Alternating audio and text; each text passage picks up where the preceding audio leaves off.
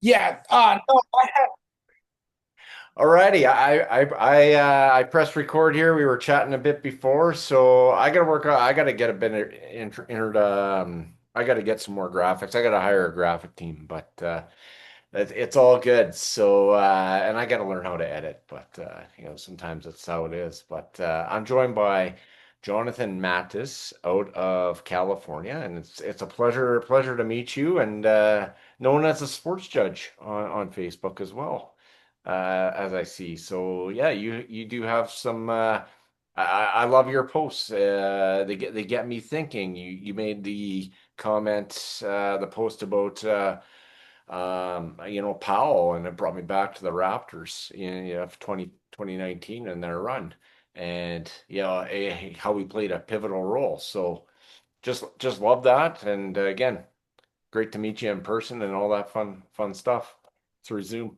It's good. likewise, my friend. It's great to meet you in person too. It's always fun to come on a new show and chat with new people. And I just want to take the moment to say thank you for having me on. It's really cool uh, to always collaborate with new people in this industry. And it's always an exciting adventure, it seems. And it seems like you do a very good show, and I'm just happy to be a part of it. Yeah, absolutely, and it's about broadening the base and that sort of thing. And if we go back, if we go back a couple months, let's just kind of start there. A couple months ago, everybody in most people in Canada were cheering for the Jays and their run. And you're a big Dodgers fan, from what I could tell. And how'd you kind of become a Dodgers fan? You were at the parade. The days after that and that sort of thing, with your daughter, and just kind of tell us how that all kind of came to be. So it goes way back with me. I'm a Southern California native, as you know. I was born and raised here in Southern California. Grew up in a city called Cerritos, California, which is a suburb city, not too far from Los Angeles. I want to say about 30 minutes with no traffic. I'll be in downtown LA. Then 20 minutes from here is Anaheim, California. Never really been on the Orange County side when it comes to sports teams, but I've always rooted for the Dodgers. I've always rooted for the Lakers. I've always rooted for the Kings, and I always rooted for the USC Trojans. So it started for me at a very young age. I became a sports fan at a very young age. My dad used to watch a lot of sports, and I started watching games with him. And actually, to tell you the truth, I have a very soft spot for baseball because baseball was my first love. Baseball was the original sport that I started watching before everything else. So baseball was my number one.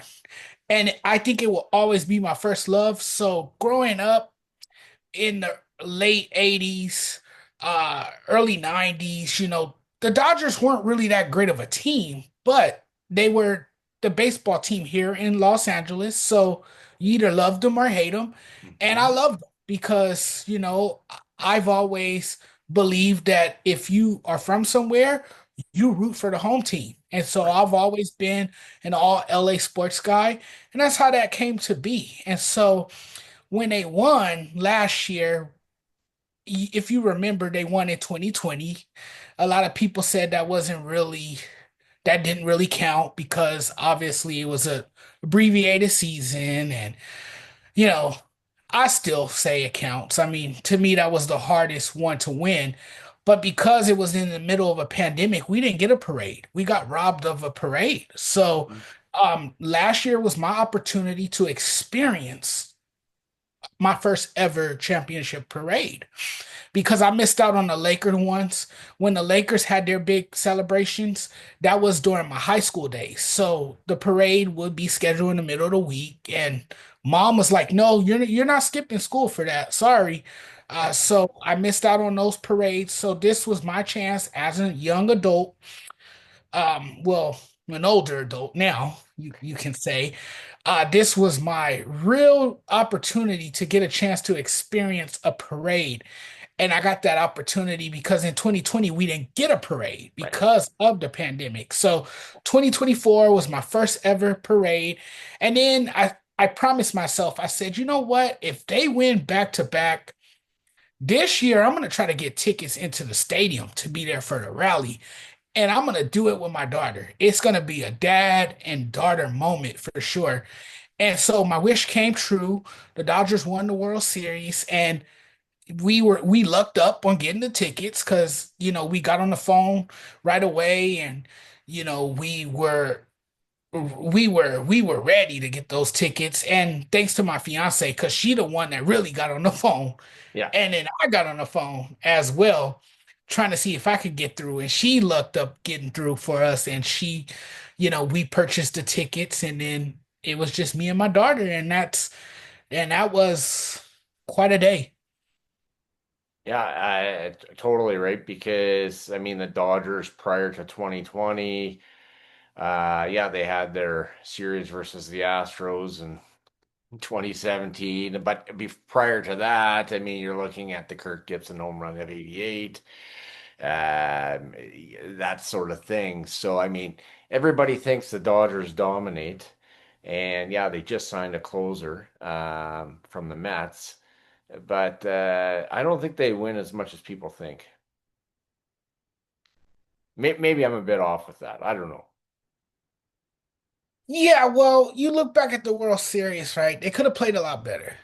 They could have played a lot better, and I think people had high expectations for them going into that series. The reason I say that is because look, they spent so much money to put together a championship caliber team. So when you have three MVPs at the top of your order, you are going to expect them to produce and score runs and put the ball in play. And that was something we really didn't see. It's like the Dodgers were able to squeeze out victories to get by, to get a lot of lucky bounces in that series. Hmm. But you take it however it comes. And they took it however it came. And I will say this too, Steve. I think experience won it for the Los Angeles Dodgers. That was experience. Not to take anything away from the Toronto Blue Jays, because the Toronto Blue Jays clearly, and I will say this, Steve, Hmm. they outplayed the Dodgers in just about every facet of the game. When you go back and you watch that World Series, they put the ball in play. They worked every at bat, and I was just amazed with that, how they were able to just work the count. They were able to wear down the Dodgers starting pitchers, and I mean, that was our biggest strength this year, starting pitching. The bullpen was an emotional roller coaster. It was like riding an emotional roller coaster ride. I mean, the bullpen had Dodger fans stressing out. It was that type of year for the bullpen. But yes, the Dodgers, no, they didn't play as well as the Blue Jays. But what they did well, and what they did a little bit better than the Toronto Blue Jays, they got the timely hits when they needed them. Yeah. And they got lucky bounces, yes. And they also made the clutch defensive plays when they needed to be made. And Miguel Rojas was the game changer. He was just absolutely sensational. That was a great, great adjustment for the Los Angeles Dodgers, and it proved to pay off in a big way. Yeah, and no question, right? And then we think about the line drive that Max Muncy caught. You're like, they played him in there and just yeah, I mean that play in the outfield there where Kiki Hernandez is down, and I had a guy on in James Duffy a few weeks ago. He was on the third baseline, 5 rows up, and he talks about it in the interview, and he goes, it's over. And he comes out of nowhere and makes that catch. That was, I mean, Derek Jeter, those guys, they said that was probably one of the most entertaining series since the D-backs and Yankees in 2001. I would agree. I think it was the best World Series ever. I mean, I've watched a lot of World Series over the years, and I'm a fairly young guy. I'm only 40 years old. Mhm. I lived on this earth for 4 decades, but I've seen a lot of World Series, and I've been watching the World Series as far back, I want to say since the early 90s when I was a little boy. And I can tell you, out of all the World Series I've seen, I think that ranks up there as the best. Like Awesome. nothing. Yeah. Nothing comes close to that. Wow. I mean, we got the best matchup in Major League Baseball history. The Blue Jays and the Dodgers gave us entertaining baseball. Hmm. And you know what? That might have changed the way people view baseball. Because think about it, the casual fans that were watching, maybe more people will be dialed into baseball suddenly after a series like that. Because that was just absolute cinema. That was drama, pure drama. I mean, you had a 7 game series. You had a game 6 where the ball gets stuck, under the wall, a Yeah. wedge ball. You had Kike Hernandez making the catch and throw to second base to get Bam Bam Berger out. You know, just a lot of incredible plays, a lot of close calls. You look at game 7, you see what Isaiah Kana Falefa, I always, butcher his name, but Yeah. you know the guy You I'm do talking better than about. me.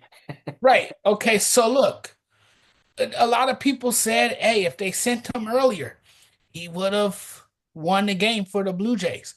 There was a lot of opportunities for the Blue Jays to win.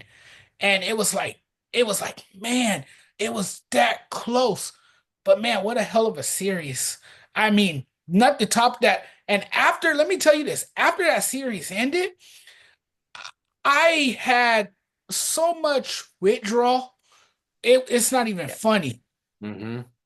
you know.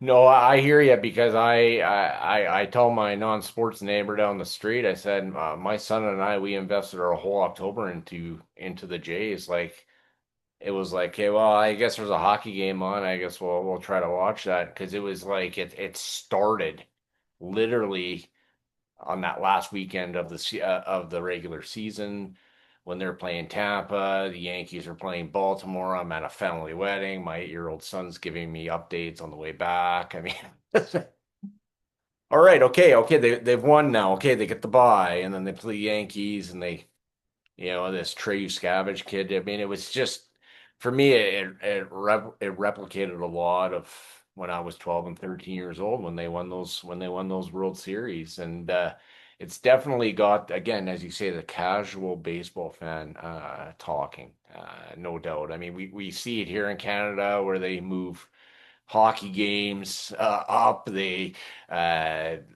Maple Leafs are playing at different times. It's like the country and everybody gets captivated by the Toronto Blue Jays. It's again, not everybody's a fan of the Jays in Canada, but I would say the majority are. And there was always this notion the Jays could never compete in the AL East because of the Yankees and Red Sox, and that myth is if Tampa's doing it and Baltimore can do it, then the Jays can do it too. No doubt. Yeah, and that's the thing too. You guys had an entire country. We didn't. You guys had an entire nation pulling for you. And that's what made it so sweet for the Toronto Blue Jays. And just the incredible run that they went on. It was just amazing. You mentioned Trey Savage. I mean, goodness gracious, what a performance by him. And then another thing about the Blue Jays, their resilience, their ability to bounce back in a big way. You look at that game 3.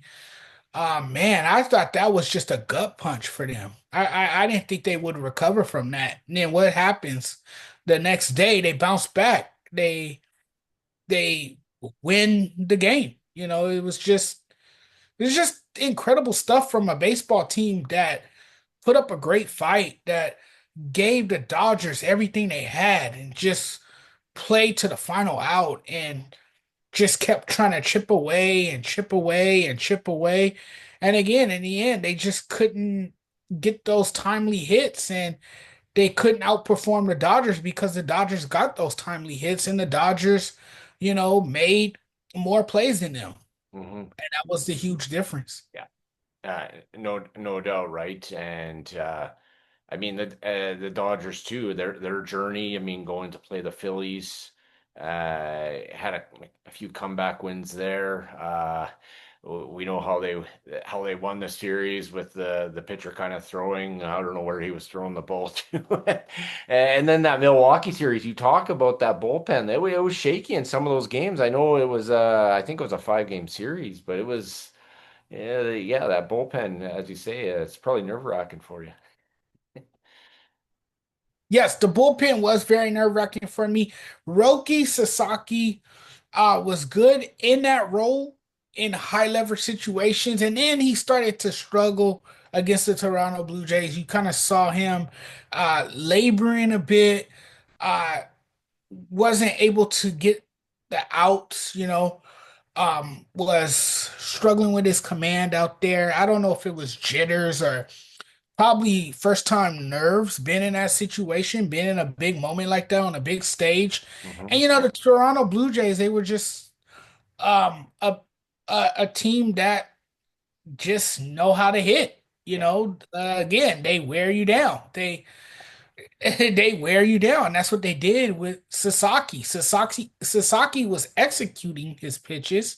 He would get after them, but then he would lose the batter because they would fight off pitches. And see, this was the thing with the Toronto Blue Jays, what they did so well against our bullpen. They would fall off really, really bad pitches, right? No, they'll fall off. I'm sorry, fall off really good pitches, and they would, you know, be very patient on the bad pitches, and they would draw a lot of walks. And then once they get guys on bases, there's traffic on bases, they would just explode on you. Now they're putting the ball in play. Now they're slapping the ball all over the field. That's what you will see. You go back to that Yankee series, they would get two outs, and all of a sudden the Blue Jays are exploding. And next thing you know, the game is 8-0 or it's 5-0 because they have what, a 5-run inning or a 3-run inning, or what they do to the Dodgers in game one. It was like what, they scored runs in one inning or something like that. I can't remember. It was the most runs scored in a World Series since the Tigers of '62, I believe. Yes, yes. And see, Think that's what they would do. That's what they were capable of. That's what they were so good at, and that I think kind of got to our bullpen a little bit. They were able to get to our bullpen. Yeah. Even our starters. There was times where our starters looked shaky. They didn't always look their best. Well, what Yamamoto was our best pitcher. right. And Blake Snell, I mean, he was having his moment. He's having his moments for sure. No doubt, right? As we're saying all of this, it just goes to what you were saying there before. Probably one of the greatest World Series, no doubt, right? So it's always good to hear the other side of it. Like there's you know uh the mutual respect, if you will. It's because we get sometimes I get the blinders on and that sort of thing. You're playing a good team. We know we're yeah, game six, Roberts pulls Yakamoto early. We're like, why is he doing that? Okay, probably same for game seven.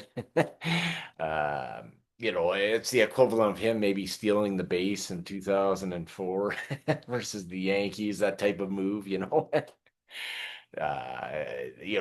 old hat for Dave Roberts, so it's good. I understand you made a post. You want to go to the Christmas Day game versus Lakers and Rockets. How are you making out with that? Not gonna happen. Not in my budget right now, but I would love to have gone to see the Lakers on Christmas Day against the Houston Rockets. But Hmm. it's okay. Hey, I got the best seat in the house. I'm at home. I'll be at home with my family, Yeah. enjoying Christmas Day while the Lakers game will be on my TV and I'll watch it from home. But yeah, I'm a huge Lakers fan. I've been to a ton of Laker games, both at the Forum when they used to play at the Fabulous Forum, and of course at the Staples Center. I know it's crypto.com arena now, but I still call it the Staples Center. It would always be the Staples Center to me, the house that Kobe and Shaq built. But yeah, I've Mm. always been a Lakers fan as well. Um, and I like our team right now. I have to say, Mhm. they look really, really good right now. I still feel like there's something missing. I feel like they need another quality superstar Right. in LA. That's just what I believe when I look at the team. But I mean, hey, Austin Reeves has been balling out. Luca Magic, he's doing his thing. You still got LeBron, even though he's old and eventually father time will catch up to him. He's still around doing his thing. I'm not really huge on LeBron as a Laker, but hey, you know what? It's not the name on the back of the jersey, it's the name on the front of the jersey. That's right. I mean, he did win his championship in Cleveland. He went to Miami and won. Or maybe Ray Allen won that one, but one of those.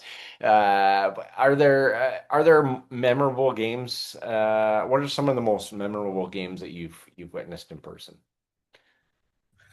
Ah,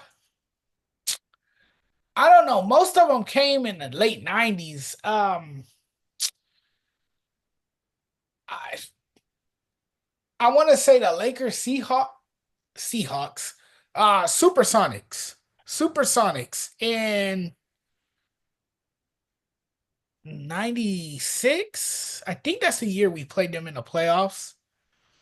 I think that might have been.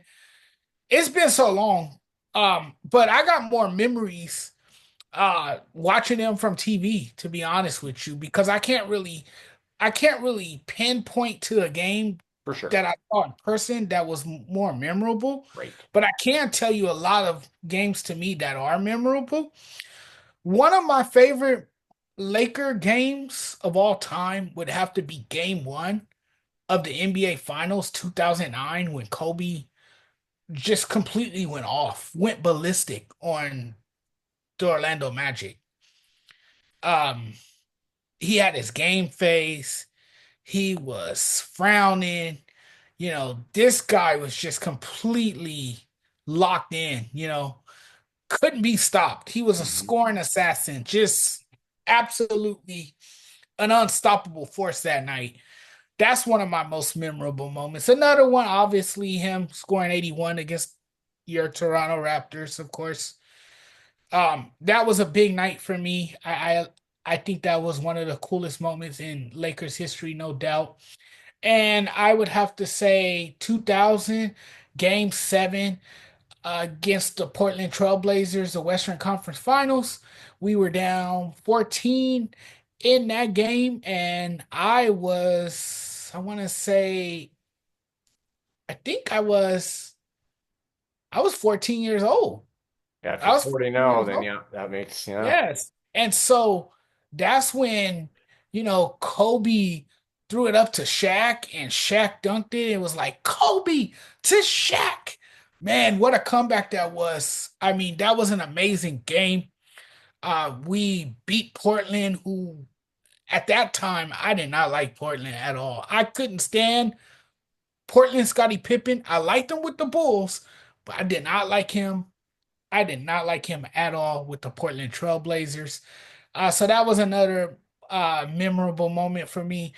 And then another moment was, of course, when we won the first of three, game 6 against the Indiana Pacers, because for me, that was the first time that I really was able to witness a Lakers championship because before then they hadn't won a championship. It was since the 80s, and I was just a little boy Right. the last time they won. So that was really my first time being old enough to kind of remember that one and to actually enjoy it. So Hmm. that was another special moment for me as well. And then of course when they won in 010 when they won in 10 against the Boston Celtics and '09. So yeah, a lot of Nice. memories though. definitely. And yeah, you mentioned of Kobe Bryant, and we see some NFL players that are named Kobe Bryant, and just kind of Yep. his legacy, and just this kid from Philadelphia coming to LA, didn't go to college. Did he play like from afar? Did he play a role in your life? Like, you know what I mean? Just Yes, is he a guy that absolutely. you would say, hey, I want to be like Kobe? And maybe that's superficial to It, say or it slogan, but you know where I'm coming Well, because I was a kid in the 90s, so I saw a lot of Michael Jordan. So for me, it was more Michael Jordan. He from. was the guy I wanted to be like. I would imitate him on the basketball court, try to emulate his style during recess. I collected his trading cards, obviously got his shoes, um, you know, collected Michael Jordan memorabilia, all that good stuff, right? So for me, it was more MJ. And yes, Kobe too. Kobe is someone that because Kobe was a global icon. He was um a name that people knew around the globe.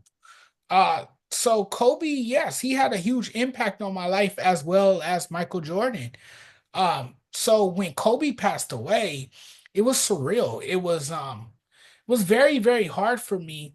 Actually, he's one of the few celebrities that I cried after his death. I was just completely heartbroken um after learning about the horrific helicopter crash and him and his daughter among those other six people, I believe, or seven people who perished in that horrific crash. It was just a sad moment in Lakers history. It was just a sad moment for all those families who lost loved ones. And I think Kobe's death, it didn't only it didn't only affect LA, but I think it affected the entire world. And I think that just goes to show you how much he touched the lives of so many because he certainly touched my life in a way that it can't really be explained, and that's who Kobe was here in LA and I think around the world. Yeah, yeah, that's very nicely said. I mean, it's uh, for me, it's Roy Holiday. You see it on your phone and you can't believe it. You're like, what? He he got his jersey. This can't be happening. And with Kobe Bryant, it was the bye week to the Super Bowl, so I'm out having a skate. I see this on my phone, and it's just like you don't believe it. And then you come home, and I have a family member text me and just wake my wife up from her Sunday nap. It's like I just need to talk to somebody because it's like the wheels are just turning. Because as you say, it shook a lot of people for months. No doubt, right? The tributes were pouring in and that sort of thing. So yes. Favorite NFL team that you got? So here's what's interesting about me when it comes to the NFL. So again, you know how I'm a big LA diehard sports fan. So growing up in the early 90s, the Raiders were here. Hmm. So most people in LA are Raiders fans. But if you come to Southern California, you will find that there's so many fans from all fan bases out here. Like there's just fans of every team in LA. And I think part of that's because we didn't have a team for so long. Hmm. But, the Raiders moved to Vegas, so you know, s- I kind of looked the other way when the Rams came here. And so I became a Rams fan. Now, when they first got here, the Rams sucked. So people can't call me a bandwagon because it's not like I jumped on the wagon because they were good or anything. I became a fan of the team because obviously they became LA sports team. Hmm. So the Rams are the team that I root for now. and I've been amazed with the team, particularly with the way Matthew Stafford has looked at age 37. I mean, this guy, we're talking about MVP quarterback. He has put himself in MVP conversations with his quarterback play this year, and he has looked stupendous. He has been remarkable. He has done a great job. Now, there's times where, he can make a mistake, where he throws interceptions and stuff like that. But hey, he has looked good for the most part. Been an amazing quarterback. He can spread it around the field with the playmakers that he has, and Puka Nakua and Devontae Adams. And oh, by the way, you might as well just shut down Devontae Adams for the rest of the season. Why even bother to have him play next week? We don't need him. We already clinched the playoffs, so we're good. But anyways, to get back on topic, You're not concerned about the buy? I'm not concerned about the buy at all. Okay. I think, yeah, we'll be fine. But yeah, so hey, it's whose house? Rams' house. Yeah, is it just me or when Rams games are on, there's more Rams fans, and when it's Chargers, it's the opposing team. Yes, That would be the correct assessment there. Okay. And yes, because why do you think that is? Do you think LA wanted the Rams more than the well, Chargers? I think the Chargers still be in San Diego. I'm glad you asked because here's what I tell everybody about that. And I wrote several articles on this. And if you notice, the Chargers were never able to sell out a soccer stadium when they played in Carson, where the LA Galaxy soccer team played. Remember, that was the field they were originally using when they first got here. Yeah. Um, and I think a large part of why people are not Charger fans here, although you have selective few, I would say, but why you don't have an army of Chargers fans is because it's not the true LA team. That's San Diego's team, right? Exactly. One. So they moved from San Diego. Dean Spanos came here uh, because he felt that he would get a new stadium, which they did, right? And this move was basically corporate greed. That's all it was. It's just greed. Simple as that. So you alienated an entire fan base just to move your team to Southern California because of greed. That's all it is. And the reason the Chargers will never be accepted in Los Angeles is because you got to think about it. They're in the same division as the Raiders. So if most of LA is Raiders fans, Yeah. they're not going to root for the Chargers. No, It's, that's right. it's, that's not going to happen. So Dean Spanos pretty much thought this idea would be clever, and in the end, it backfired on him because no one here is really supporting your team. And every time you watch the Chargers play, if you ever see them play at SoFi, I know you see this if you watch a football game, Yep. you will see the opposing team's jersey colors more than you will see Chargers fans in the stands Yeah. Saw that last year with the Chiefs on that Sunday late afternoon game in with the in the Steelers, with Central the Time Packers, Zone. And the with the Packer, like, Steelers, with the Packers. yeah, when the Steelers were there on Sunday night, it was like, oh wow, like this is kind of nuts. Yeah, and yeah, you explain it well. Like when Antonio Gates goes into the Hall of Fame, I don't.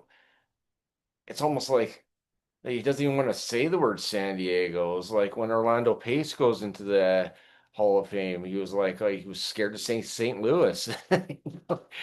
Yeah, these sorts of things, they become tender topics, if you will, no doubt. Yeah, that's fascinating. I mean, it's because I mean, yeah, San Diego has the Padres.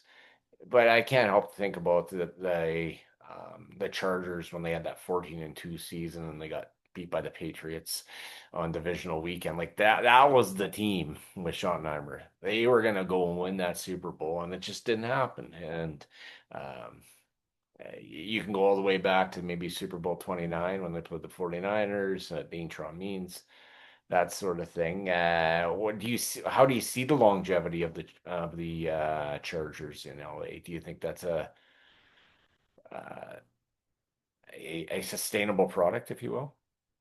I don't necessarily think it's a sustainable product, but I will say the longevity, Hmm. in terms of longevity, they're here to stay. I don't see them going anywhere else. They got a nice stadium. Dean Spanos is still, um, still putting money in his pockets, Right.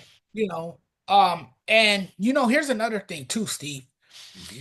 If the Chargers start winning, which they have kind of done so this year, and they have looked good in recent weeks here. Yes, they have. If they start winning and they get to the playoffs and they go on these deep playoff runs, do you know this city likes a winner? Hmm. So if they can convince everybody that they're suddenly this team that can be this consistent winner, you're gonna have some people jump on their bandwagon. It's LA. It's LA. That's what fans do here too. I'm not saying all of us are like that because there's a lot of us who are loyal too to our teams, like me. Right. There's a lot of people that don't switch up on teams Right. because one is doing really well and the other isn't. But I'm telling you, if the Chargers do start winning more football games, Hmm. they might, you know, get some people on board, and there might be some people that start following the team closely and start rooting for them. That's what a lot of people do here in LA. I'm just saying. Well, I mean, if you even look at the Clippers, you get the new building. It was always old Lakers town, but then Kawhi comes to town. That's a whole maybe 10 chapters there, how that's all playing out. But when we left the Raptors to go to the Clippers and bring, Paul George with him, and they're starting to kind of win, and oh, is it a Clippers town versus Lakers town? You hear that in New York. Is it a Mets town, Yankees town? So Soto goes to the Mets. It must be a Mets town. There's enough people there to go around to make to make it work. Oh yes, so there's enough people around, but I don't know. The Chargers will. I will say this: the Chargers will never be accepted here, and I wrote about that before. Hmm. They will never get the same love that the Raiders and the Rams do, and they will Interesting. always be the little guys here. Even with John Harbaugh, what he's doing, even at 10-4. I think so. I Okay. think so. I think so. However, Interesting. again, you will always have those people that root for a team because they're winning, Hmm. Yep. especially here in LA. Right. Yeah. Did you kind of experience that when at the Anaheim Angels won the World Series with Yes, Mike Scioscia versus the yes, Giants? Troy yes. Ball, I think, Now, was on that team. now, I hardly ever see any Angel fans. Right. Yeah, remember when Clipper Nation was a big thing with Lob City, with Chris Paul and Blake Griffin? Hmm. Remember that? Yep. Everybody was hollering about Clipper Nation, claiming to be Clipper fans. Where are they now? Yeah, they're Where are they're they they're now? in their basements. Right, right, exactly. So yeah, but see, that's the bad part about having two teams. Because if one's doing really bad, if one sucks really bad, you can just hop on the bandwagon and join forces with the other team on the other side of town. Yeah, You yeah. know, New York can't do that though, because all their teams suck. So New York, they can't really.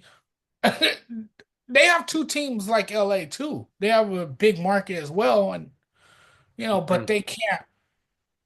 Both teams suck. I don't care what side you're on. Your Like team is trash. are we talking Nets and Knicks? Are we talking We're, Jets and we're talking Giants? Jets, Giants. We're talking.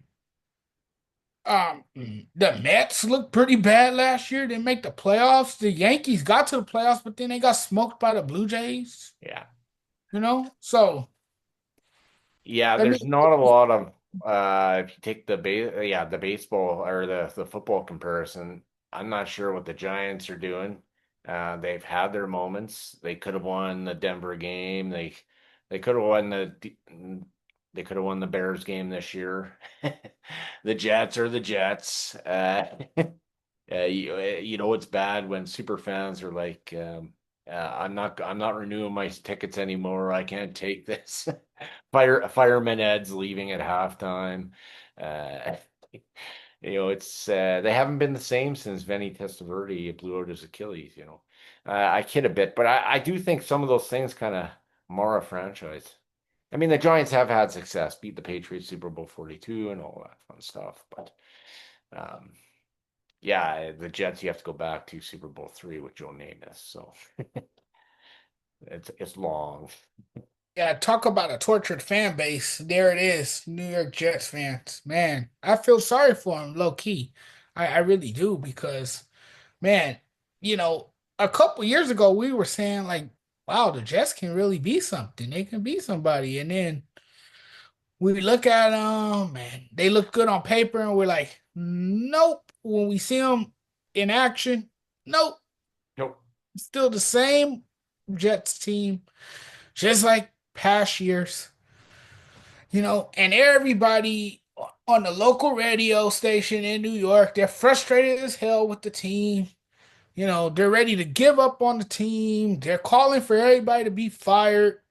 You know, Aaron Glenn get gets one start, or how do I say that? No, he gets his first year with the Jets, and it's all bad for him. I think you give him a few more years though. You got to.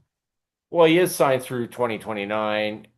And Yeah, again, it's always about the what ifs. They played the Steelers close in week one. They should have probably won the Tampa Bay game, but that's why you don't win those games because you're not quite there yet. They trade Sauce Gardner to the Colts. You start losing pieces. You have to have some sort of foundation. Not sure on the quarterback position. Woody Johnson's right, throwing right. Justin Yeah, Fields under the bus. Like it's just I would never see Clark Hunt doing that. Well, he yeah. wouldn't. He wouldn't. Right, right. And that's the difference. I'm not sure what Woody Johnson's trying to do. He's trying to get people like us to talk about it. That's exactly what we're doing. Interesting for me too is I think with the Jets, it's ownership. It's not so much the coaching because I mean they've been doing that for years too. Firing coaches, hiring guys, and it just hasn't worked out, for them. And they've had some talented players come through there, but I mean, it just goes back to ownership, Right. you know? Well, was Robert Saleh a bad coach? I don't think he is. He's having great success with the 49ers, their defense that's very much depleted. Uh, Yeah. who had success there prior, so there's some familiarity. But yeah, in that division, when Josh Allen's dominating, you have an up and coming Patriots team. The Dolphins are kind of what they are. You kind of see, yeah, as more things change, more things stay the same, and that's exactly what's playing out in the AFC East this year. Yes. Yeah, no doubt, right? So, who do you like to be in the Super Bowl this year on February 8th in San Oh, it's too early. Sure, it can go either way though. It could be the New England Patriots in the AFC. It could be the Rams in the NFC. Francisco? It could be the Bears in the NFC. I don't know. I feel like they might be one and done. They might get in the playoffs and get bounced. Yeah, We'll have to wait and see. It could be Green Bay. But Green Bay is like every time I want to believe in them, they have a bad game, yeah. Mm, you know, or they have a game where they lose. And then Michael Parsons is done for the year after tearing his ACL. So there you go there with the defense. So it'd be interesting to see. it's tough to really call right now because it's been that type of year. It's been one of those years where it's really hard to say who's going to win the Super Bowl because you haven't really had a team that's run away with it, you know. So it's kind of hard to say, but I will say the door is open for the Buffalo Bills while it is. You don't have to face Patrick Mahomes and the Chiefs this year. Mhm. So there you go. This is your Right. chance, Josh Allen. This is your chance, Bills Mafia. No, absolutely. Yeah, probably no Lamar Jackson, no Joe Burrow, no Patrick Mahomes. Yes, You may have to play Drake May, which you did. Yeah, you were throwing up at the sidelines on Sunday, but there's no excuse. Josh Allen. Yeah, right. He brought his team back with his exceptional play. So we'll just have to wait and see how it all plays out because it's going to be interesting. It will. Jacksonville even looks good. I'm surprised with the Jacksonville Jaguars. Well, there was that game when they played the Chiefs on the Monday night, and they made some key plays in that game, and the Chiefs didn't, and they were like they've turned that corner, and this was the team everybody thought that Doug Peterson was gonna have, but they bring in the guy. I think he came from New Orleans. I think. Uh, I could be wrong I, on that. I want to say Tampa Bay. Yes, Tampa Bay. Pardon me, Tampa Bay. Yeah, So they bring him in there, and you're seeing that the confidence again. They beat the Jets 48-20 on the weekend, but who doesn't beat the Jets as we've talked about? right, right. So yeah, it as you say, it is very wide open. It's and that's what makes it exciting, right? Yes, yes. Yeah. I wanted to ask you, Steve. I Hmm. see your Chiefs clock in the background. I see you Yes. wearing a Kansas City Chiefs hat, and I know you're a Canada native. Yeah. And I wanted to ask you, how did you become a Chiefs fan? How did I become a Chiefs fan? I went down to a game with my buddy and his dad and his cousin when I was 20 years old. So we drove down there. We didn't do any overnight. We just early morning and got there, and we spent the weekend in Kansas City, and then we were staying at this hotel right across from Arrowhead Stadium, and so we could see all the cars out there. And a bit of a side story, we got into the elevator for the to get to the game, and this lady was all dressed in red with. We're like, okay, well, are you going to the game? She goes, well, no, I'm not. And it happened to be Tammy Faye Baker who was in the elevator with us. Uh, So I was like, well, this is interesting as a 20-year-old kid. I was like, this is quite something. And I remember going to that game and getting my face painted and just kind of taking it all in. We were at the 50-yard line in the on the upper deck, but we watched the players come out. So there was Gunther Cunningham, there was Andre Rison, Derek Alexander, and then Derek Thomas. So Derek Thomas comes out. So this is September of '99. They're playing the Detroit Lions, and originally my friend's dad got the tickets because he thought, oh, that'd be Barry Sanders would be playing. So that's the game we're going to go to. And he landed up retiring, but we still went. And I just couldn't get over, um, you know, all of us in this stadium, 80,000 people cheering on the Chiefs, doing their thing, and it was quite encompassing. Like it was just very like this was quite the moment, and it's kind of taken off from there. It was prior to that, but it was. I always tell people I've been a Chiefs fan since '94. Not since Taylor Swift, but when the Chiefs have won these Super Bowls, my kids are just excited as all get out, and they don't know how good they have it. I had to wait so long for a Super Bowl because I wasn't alive when they won Super Bowl four, and so it's a lot of fun. My wife watches the podcast with the Kelseys there on New Heights, and yeah, it's just kind of become this um, cultural thing, I guess, within our house. So it's a lot of fun. Very awesome. That's a cool story. I'm always interested to know how a fan becomes a fan. Like you asked me earlier in the show, Hmm. and that's cool. And as far as your other teams, who's your hockey team? What hockey team do you like? Yeah, so I do cheer for the Leafs. I've got this in the back. I saw that. Okay. Yeah, but it is the Winnipeg Jets. I've gotten to meet some of these guys, kind of in their street clothes and that sort of thing at events, and Okay. yeah, Are you close to Winnipeg, by the way? yeah, I'm about 45 minutes out. So Okay. Okay. Okay. yeah, but I would Got say it. the older we get, the faster it feels like I get to Winnipeg. It's the weirdest thing. I think it's Nice. because of all the development, Okay. because there's bedroom communities and whatever else, but it's a lot of fun. Right. And yeah, so yeah, I would say the Jets are, and then with the CFL, Canadian Football League, obviously the Winnipeg Blue Bombers. Have you seen any CFL games? I know they show I up on have not.